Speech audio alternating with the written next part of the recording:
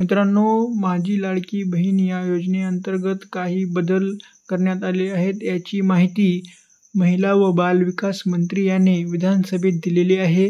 याविषयी नारी शक्ती दूत ॲप जो राज्यांनी या ठिकाणी आणि विभागांनी महायुतीच्या सरकारने जी नवीन योजना मुख्यमंत्री माझी लाडकी बहीण ही त्या ठिकाणी सुरू केलेली आहे।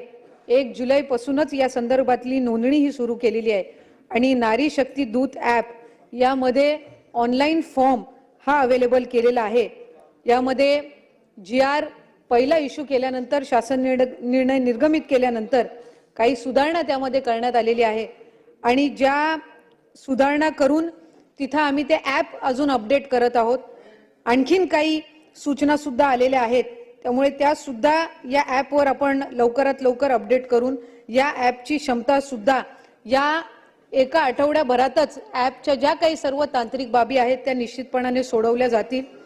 या व्यतिरिक्त जिल्हा बँकेतल्या ज्या अकाउंट असतील किंवा पोस्टच्या ज्या अकाउंट्स असतील हे सुद्धा त्या ठिकाणी ग्राह्य धरल्या जाणार आहेत। त्यामुळे त्या संदर्भामध्ये सुद्धा मी अध्यक्ष महोदय आपल्या अनुमतीने या ठिकाणी सभागृहातील सदस्यांना माहिती देऊ इच्छिते। सन्माननीय सुनील प्रभू साहेबांनी लाडली बहीण योजनेअंतर्गत काही त्रुटी आहेत त्या दूर केल्या जातील का, ॲपच्या संदर्भातलाच त्यांनी विषय या ठिकाणी नमूद केला। त्याच्यामुळे मी आत्ताच आपल्या उत्तरामध्ये सांगत असताना ज्या ज्या काही ॲप मधल्या सुधारणा आहेत, आम्ही पोर्टल सुद्धा त्याचं डेव्हलप करत आहोत। त्याच्यामुळे पुढच्या एका आठवड्याच्या कालावधीमध्येच पोर्टल सुद्धा हे निश्चितपणाने उपलब्ध असणार आहे।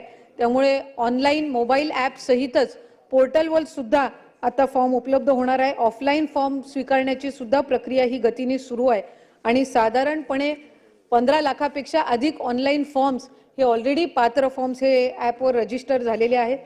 या व्यतिरिक्त यामिनीताईंनी या ठिकाणी भिक्षेकरी गृहामध्ये जी काही